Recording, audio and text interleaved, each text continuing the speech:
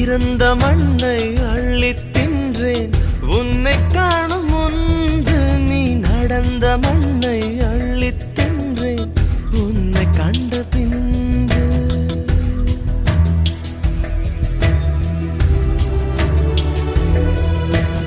அன்னை தந்தை கண்டதில்லை நான் கண் திறந்த பின்பு.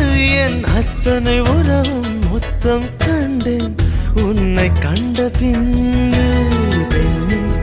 என் பயணமோ தொடங்கவே இல்லை, அதற்குள் அது முடிவதா விளங்கவே இல்லை.